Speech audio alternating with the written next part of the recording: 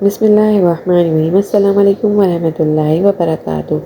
میں سامنے رنگت کی مالک تھی، جبکہ میری جڑواں بہن ردا گوری چٹی تھی۔ شادی کے بعد میں نے دیکھا کہ شوہر کا جھکاؤ مجھ سے زیادہ میری بہن کی طرف رہتا ہے۔ وہ بہانے بہانے سے میری بہن کے ارد گرد ہی رہتا ہے۔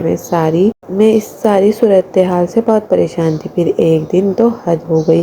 کپڑے پھیلانے کے لیے چھت پر گئی تو سامنے کا منظر دیکھ کر حیران رہ گئی کہ میرے شوہر نے میری بہن کی شادی کے بندھن ایک ایسا بندھن ہے کہ ہم میں سے ہر ایک نے اس بارے میں کوئی نہ کوئی سپنے اپنی آنکھوں میں ضرور سجا رکھے ہوتے ہیں۔ خاص طور پر جب ہم نوجوانی کی دہلیز پر قدم رکھتے ہیں تو ہر لڑکی اور ہر لڑکے کے ذہن میں اپنے شریک سفر کو لے کر کوئی نہ کوئی خاکہ تو ضرور بنتا ہے، اور ہم میں سے ہر ایک انسان یہی چاہتا ہے کہ اس کا ہونے والا ہم سفر زندگی کی ہر اونچ نیچ دکھ سکھ میں اس کا ساتھ دے۔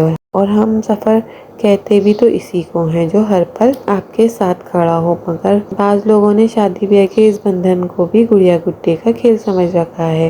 میری آج کی کہانی کا تعلق میری شادی شدہ زندگی کے اس تلخ تجربے کے بارے میں ہے۔ میری کہانی کو مکمل سنیے گا اور پھر مجھے اپنی رائے سے آگاہ کیجیے گا کہ میں نے جو فیصلہ کیا ہے وہ ٹھیک تھا یا غلط تھا۔ میرا نام شہر بانو ہے۔ میرا تعلق فورٹ عباس شہر سے ہے۔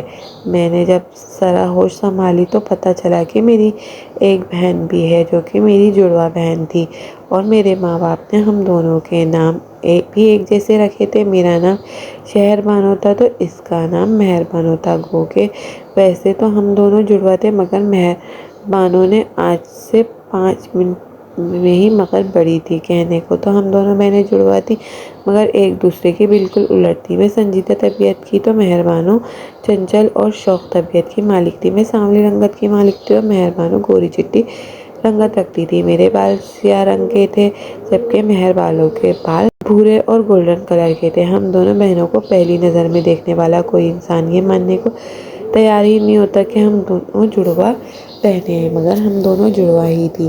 خیر، وقت گزرتا گیا اور دیکھتے ہی دیکھتے میں نے اور مہر بانو نے جوانی کی دہلیز پر قدم رکھ دیا۔ گزرتے وقت کے ساتھ ساتھ مجھے یہ احساس ہوا کہ مہر بانو کے مقابلے میں خوبصورت نہیں ہوں، اور یہ احساس اور یہ فرق آئینہ تو مجھے دکھاتا ہی تھا، مگر آئینے سے زیادہ یہ احساس مجھے میرے محلے داروں، رشتہ داروں اور دوست احباب نے دلایا کہ تم کہیں بھی مہر بانو کے بہن ہی نہیں لگتی۔ بیٹیاں جوان ہو جائیں تو تم ماں باپ کی راتوں کی نیند اڑ جاتی ہیں۔ انہیں ایک ہی فکر کھائی جا رہی تھی کہ ان دونوں جوان بیٹیاں ہمارے لیے رشتے دیکھنے کا سلسلہ شروع، اور خدا خدا کر کے میرے ماں باپ کو ایک خاندان پسند آ ہی گیا۔ تنویر کی ماں اور بہن مجھے پسند کر گئیں، اور میرے والدین نے بھی تنویر کو ہر لحاظ سے مناسب لگا۔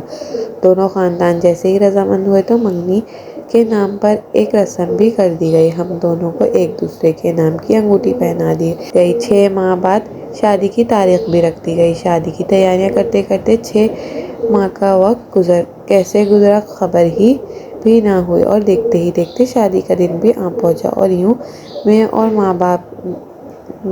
ماں باپ کی ڈھیروں دعائیں رخصت لے کر تنویر کے آنگن میں اس کی دلہن بن کر آ گئی۔ دھڑکتے دل کے ساتھ میں نے اپنی شادی شدہ زندگی کا آغاز کیا۔ ذہن میں 100 طرح کی الجھنیں تھیں تو دل میں 100 طرح کے ڈر موجود تھے۔ لڑکیوں کو سسرال میں ساس سسر نند دیورانی جیٹھانی اس طرح کے مسائل کا سامنا ہوتا ہے، مگر خدا کا کرنا کچھ ایسا ہوا مجھے ان میں سے کوئی بھی مسئلے کا سامنا نہیں کرنا پڑا۔ میری ساس نہایت ہی سمجھدار اور جہادیت خاتون تھی۔ وہ اپنے کام سے کام رکھنے والی عورت تھی۔ تنویر کی ایک بھابھی تھی، اس کے لیے دیورانی جیٹھانی کا کوئی بھی جھنجھٹ نہیں تھا، اور تنویر کے والد کا 5 سال قبل ہی انتقال ہو چکا تھا۔ دیکھا جائے تو میری زندگی نہایت پرسکون انداز میں گزرنے والی تھی، اور گزر بھی رہی تھی، اس میں کوئی شک بھی نہیں تھا۔ ہماری شادی کو 2 مہینے ہو چکے تھے۔ ان 2 مہینوں میں کم از کم 3 یا 4 دفعہ میں اپنے والدین کے گھر چکر لگا چکی تھی۔ نئی شادی بھی تھی، تنویر بھی میرے ساتھ ہی جاتے تھے اور مجھے اپنے ساتھ ہی واپس لے آتے۔ جتنی دیر میں وہاں بیٹھتی تنویر بھی میرے ساتھ بیٹھے رہتے۔ بظاہر دیکھنے میں کچھ بھی اٹا پٹا نہیں محسوس ہو رہا تھا۔ دیکھتے ہی دیکھتے شادی کو 4 ماہ بھی گزر گئے۔ اب جا کر ایک بات نوٹ کرنی شروع کی کہ میرے ماں باپ کے گھر جانے کے لیے مجھ سے زیادہ جلدی تنویر کو ہوتی ہے۔ مجھے وہاں گئے 1 ہفتہ بھی نہیں گزرا تھا کہ تنویر مجھ سے دوبارہ پوچھنے لگ جاتا ہے کہ تمہیں اپنی امی کی طرف نہیں جانا ہے؟ کیا تمہارا دل اداس نہیں ہے؟ تمہارا اپنی امی کو ملنے کو دل نہیں چاہ رہا کیا؟ اب وہ مجھے سے اس طرح کے سوالات کرتے تو فوراً سے تیار ہوتی اور ہم دونوں امی کے گھر چلے جاتے۔ جب یہ بات میں نے نوٹ کرنی شروع کی تو پھر میں نے اس چیز پر بھی غور کیا کہ آخر میرے ماں باپ کے گھر جانے میں تنویر کو کیا دلچسپی ہو سکتی ہے، اور غور کرنے پر جو چیز سامنے آئی اس نے میرے پاؤں تلے سے زمین کھینچ لی۔ نہ تو مجھے اپنی آنکھوں پر یقین آ رہا تھا اور نہ ہی میرا یقین کرنے کو جی چاہ رہا تھا، یعنی کہ ہماری شادی کو ابھی صرف اور صرف 4 ماہ ہوئے تھے اور ان 4 ماہ میں میرا شوہر مجھ سے چھوڑ کر میری بہن کی طرف توجہ دے رہا تھا۔ وہ جب بھی میرے ساتھ امی کے گھر جاتا تو زیادہ تر مہربانوں کے پاس ہی رہتا۔ جہاں مہربانوں بیٹھتی وہیں جا کر وہ بھی بیٹھتا، مہربانوں کے ساتھ ہنسی ٹھٹے کرتا اور اس کے پیچھے ہی رہتا، جو کہ دیکھنے میں بھی بہت ہی مایوب بات لگتی۔ اور اسی ڈر سے میں نے اپنی بہن کو کبھی بھی اپنے گھر رات رکنے کے لیے نہیں بلایا، کیونکہ میں اپنے شوہر کی نیت جان چکی تھی۔ یہ بھی بہت دل دکھانے والا معاملہ تھا، اور یہ بات ایسی تھی کہ نہ تو میں اپنے سسرال میں کسی سے کہہ سکتی تھی اور نہ ہی اپنے میکے میں کسی سے کہہ سکتی تھی۔ کروں تو کیا کروں، کچھ سمجھ نہیں آ رہا تھا۔ خیر فوری طور پر حل میرے ذہن میں آیا اور یہی تھا کہ میں نے اپنی امی کے گھر جانا کم کر دیا، اور اگر جاتی بھی تو پوری کوشش ہوتی کہ میں تنویر کے ساتھ نہ جاؤں۔ یا تو میں اپنے ابو کو فون کر کے بلا لیتی یا پھر خود رکشہ لے کر چلی جاتی، مگر جہاں پر میں یہ بھرپور کوشش کر رہی تھی کہ تنویر وہاں کم سے کم جائے، وہیں پر تنویر بھی اپنی پوری کوشش کر رہا تھا کہ وہ میرے ساتھ ہی جائے۔ عجیب سی صورتحال ہو رہی تھی۔ شادی کے 4 ماہ بعد ہی اپنی حرکتوں کی وجہ سے میرا شوہر میرے دل سے اتر رہا تھا۔ میں خدا کے حضور رو رو کر گڑ گڑا کر دعا کرتی وہ میرے شوہر کو ہدایت کے راستے پر چلا دے۔ دوسری طرف میری بہن بھی کچھ حد تک اس بات کو سمجھ چکی تھی۔ اب اگر تنویر میرے ساتھ امی ابو کے گھر جاتا تھا تو میری بہن کی پوری کوشش ہوتی کہ وہ تنویر سے دور ہی رہے۔ شادی شدہ زندگی کے یہ نازک رشتے لے کر چلنے کے لیے ہمیں عقل و فہم کے ساتھ کام لینا پڑتا ہے، مگر تنویر کی یہ بیہودہ حرکتیں دیکھ کر تو یوں معلوم ہو رہا تھا جیسے تنویر بالکل ہی عقل سے پیدل انسان ہے۔ وقت گزرتا جا رہا تھا اور تنویر بالکل بھی اپنی حرکتوں سے باز نہیں آ رہا تھا۔ پھر میری بھرپور کوشش تھی کہ کسی طرح میرا گھر بسا رہے اور میرا شوہر صرف مجھ پر توجہ دے، گو کہ دوسری طرف امی ابو مہربانوں کا رشتہ بھی دیکھ رہے تھے، مگر کوئی حل تو نہیں تھا اس بات کا۔ اکثر میں اپنے آپ سے یہ سوال کرتی کہ مجھے ساری عمر یوں ہی گزارنی پڑے گی، مگر وہ کہتے ہیں نا کہ عقل مند انسان دوسروں کی غلطیوں سے سبق حاصل کر لیتا ہے، جب کہ بے وقوف انسان جب تک خود ٹھوکر نہیں کھاتا تب تک اسے سمجھ نہیں آتی۔ تنویر بھی ایسے ہی بے وقوف انسانوں کی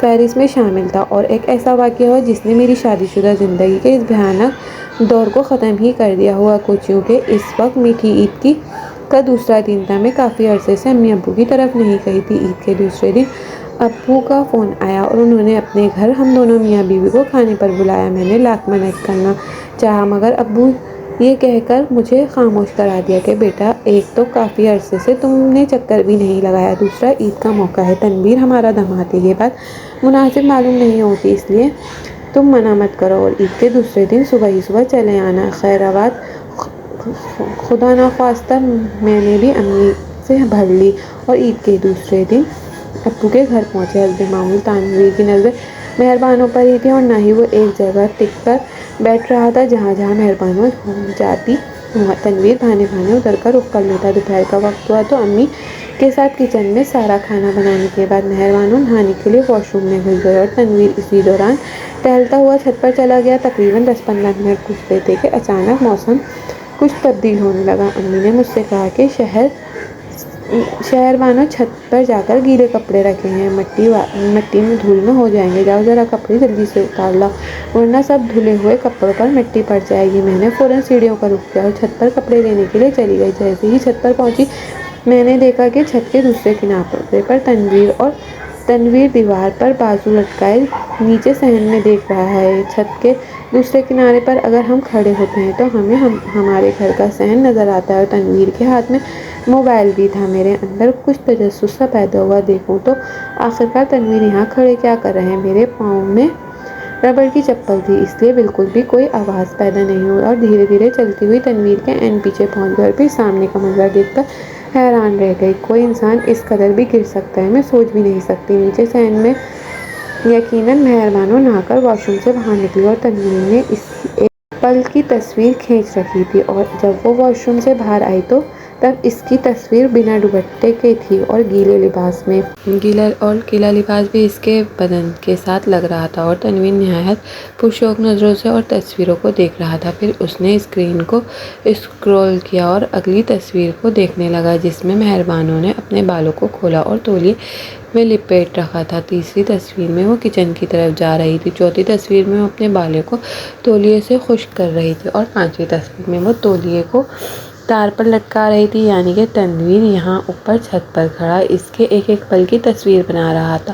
حد ہو گئی بے غیرتی، یہ شخص گھٹیا تھا، اس کا تو مجھے اندازہ تھا، مگر اس قدر گھٹیا یہ میں نے ابھی بھی جانا تھا۔ خیر، یہ منظر دیکھ کر میرا دماغ تو غصے سے کھولنے لگا۔ میں نے آؤ دیکھا نہ تاؤ دیکھا، فوراً تنویر کے کندھے کے اوپر ہاتھ بڑھا کر اس کا موبائل چھین لیا اور تنویر کو 4 اسٹار کر پلٹ کر کہنے لگا، ارے شہربانو، یہ کیا کر رہی ہو؟ میرا موبائل ہے، مجھے واپس کرو۔ اس سے پہلے کہ تنویر کچھ سمجھتا، میں نے تیزی سے نیچے کی طرف دوڑ لگا دی۔ نیچے صحن میں امی اور مہر بانو موجود تھیں، جبکہ ابو اندر کمرے میں موجود تھے۔ میں سیدھی ان کے پاس گئی اور تنویر کا موبائل ان کے سامنے رکھ دیا۔ ابو حیرت زدہ نظروں سے میری طرف دیکھنے لگے اور کہنے لگے، شہربانو، کیا بات ہے؟ سب خیریت تو ہے؟ میں نے کہا، خیریت نہیں ابو، یہ تنویر کا موبائل ہے اور آپ اسے دیکھیں۔ اتنی دیر میں تنویر بھی میرے پیچھے پیچھے کمرے میں پہنچ چکا تھا۔ وہ تیزی سے ابو کی طرف بڑھا، اس سے پہلے کہ ابو کے ہاتھ سے موبائل کھینچتا، ابو نے وہ تصویریں دیکھنا شروع کر دی۔ جیسے جیسے ابو تصویریں دیکھ رہے تھے، ان کے چہرے کے رنگ زرد پڑتا جا رہا تھا۔ وہ ہکا پکا کبھی تنویر کے موبائل کی طرف دیکھتے تو کبھی تنویر کی طرف، پھر اچانک وہ اپنی جگہ سے اٹھ کھڑے ہوئے اور موبائل انہوں نے زوردار انداز میں دیوار پر دے مارا اور پھر آگے بڑھ کر تنویر کا گریبان پکڑ لیا اور اسے دیوار کے ساتھ لگا کر اس پر مکوں کی برسات کر دی۔ پھر اس سے کہنے لگے، بے حیا انسان، میرے گھر پہ رہتے ہوئے تم میری ہی دوسری بیٹی پر نظر رکھ رہے ہو؟ تم یہ بھی بھول گئے کہ تمہارا ہمارے گھر سے رشتہ کیا ہے؟ ہم تمہیں عزت دے رہے ہیں، یہ شخص ہمارا داماد ہے، مگر نہیں، تم تو عزت کے دینے کے لائق ہی نہیں۔ تنویر اپنے چہرے کے آگے دونوں بازو رکھ کر اپنے آپ کو ابو سے بچانے کی بھرپور کوشش کر رہا تھا اور ساتھ ہی ساتھ وضاحتیں دینے کی کوشش کر رہا تھا۔ ابو اب اس کی کوئی بات سننے کو تیار نہیں تھے، کیونکہ وہ سب کچھ اپنی آنکھوں کے سامنے تنویر کے موبائل میں دیکھ چکے تھے۔ اس دوران امی اور مہر بانو کمرے کے ایک کونے میں خاموشی سے دبکی کھڑی ہوئی تھی، گو کہ ان دونوں نے ابھی تنویر کا موبائل تو نہیں دیکھا تھا، مگر وہ باتوں سے ہی اندازہ لگا چکی تھی کہ معاملہ کیا ہے۔ ابو نے تنویر کو اتنا مارا کہ اس کا چہرہ نیل ہو چکا تھا اور ہونٹوں سے خون بھی نکل رہا تھا۔ ابو بھی مار کر تھک چکے تھے اور تنویر بھی اب تھک چکا تھا۔ اب وہ کوئی مزاحمت بھی نہیں کر رہا تھا، وہ چپ چاپ ابو سے پٹا جا رہا تھا۔ پھر آخرکار جب ابو ہانپنے لگے تو پھر تنویر کو چھوڑ کر دوبارہ سے کرسی پر بیٹھے۔ امی نے پانی کا گلاس لا کر ابو کے آگے رکھ دیا اور پھر مدھم سی آواز میں کہنے لگے، مجھے تو پہلے ہی اس کمینے انسان پر شک تھا، مگر میں کیا کرتی یہ سوچ کر خاموش تھی، یہ ہمارا داماد ہے۔ ابو نے پانی کا گلاس اٹھا کر زمین پر دے مارا اور کہنے لگے، داماد ہے تو کیا ہم بے غیرتیاں برداشت کر سکتے ہیں؟ تم نے یہ بہت بڑی غلطی کی ہے، تمہیں مجھے اسی وقت بتانا چاہیے تھا جب تمہیں شک ہوا تھا، میں اسی وقت اس بیہودہ انسان کی عقل ٹھکانے لاتا۔ امی نے خاموشی سے سر جھکا لیا اور وہ کہتی بھی تھی تو کیا کہتی، خیر کھانا تیار تھا، مگر اس سارے معاملے میں اب بھوک تو اڑ چکی تھی، کھانے کی فکر کس سے تھی؟ اور شام بھی ہو چکی تھی۔ جب ہم گھر نہیں لوٹے تو کچھ دیر تک میری ساس کا فون بھی آ گیا اور ابو نے انہیں ہمارے گھر آنے کو کہا۔ یہ بات سن کر وہ فکر مند ہو گئی، پوچھنے لگی کہ آخر معاملہ کیا ہے؟ ابو نے بتانے سے انکار کر دیا اور کہا، آپ ہمارے گھر پر پہنچے تبھی میں آپ کو بتاؤں گا یہ معاملہ کیا ہے۔ تقریباً آدھے گھنٹے بعد میری ساس بھی ہمارے گھر پر موجود تھی۔ کمرے میں داخل ہوتے ہی جیسے ان کی نظر تنویر کی حالت پڑی انہوں نے اپنا سینہ پیٹ لیا اور بھاگ کر زمین پر بیٹھتے ہوئے اپنے بیٹے کو ساتھ لگایا اور پوچھنے لگی، یہ کیا ہوا ہے تنویر کی یہ حالت کس نے کی ہے؟ تبھی ابو کمرے میں داخل ہوئے اور کہنے لگے، بہن آپ کے بیٹے کی یہ حالت میں نے کی ہے کیونکہ آپ کا بیٹا اسی قابل تھا۔ میری ساس کا ہکا بکا سمجھے کہ عالم میں ہم سب کے چہروں کو باری باری تک رہی تھی۔ میری ساس روتے ہوئے اپنے دوپٹے سے آنسو پوچھ رہی تھی اور پھر ابو سے پوچھنے لگی، آخر کوئی تو بات بتائے گا، بات کیا ہوئی ہے؟ تبھی ابو آگے بڑھے اور تنویر کا موبائل جو دیوار پر دے مارا تھا وہ زمین سے اٹھا لیا اور دیوار پر مارنے کی وجہ سے موبائل کی اسکرین تو ٹوٹ چکی تھی مگر ابھی بھی وہ چل رہا تھا۔ ابو نے موبائل کھول کر گیلری سے مہربانوں کی وہ تمام تصویریں ایک ایک کر کے میری ساس کو دکھائیں جسے ان کی نظر موبائل میں موجود تھی ان تصویروں پر پڑ رہی تھی۔ ان کا سر شرم سے جھکتا جا رہا تھا۔ وہ ہاتھ جو انہوں نے اپنے بیٹے کے کندھے پر سر رکھے ہوئے تھے تصویر دیکھنے کے بعد وہاں سے سرک چکے تھے۔ ابو نے کچھ کہنے کے لیے منہ ہی کھولا تھا کہ میری ساس نے ہاتھ کھڑا کر کے انہیں خاموش رہنے کا اشارہ کیا اور کہنے لگی، بھائی صاحب میں سارا معاملہ سمجھ چکی ہوں، آپ کو کچھ کہنے یا بتانے کی ضرورت نہیں۔ یہ کہتے ہوئے انہوں نے تنویر کی طرف رخ کیا اور زوردار تھپڑ اس کے چہرے پر رسید کیا اور پھر زمین سے اٹھ کھڑی ہوئی اور کہنے لگی، مجھے تو اس سے بیٹا کہتے ہوئے بھی شرم ہو رہی ہے۔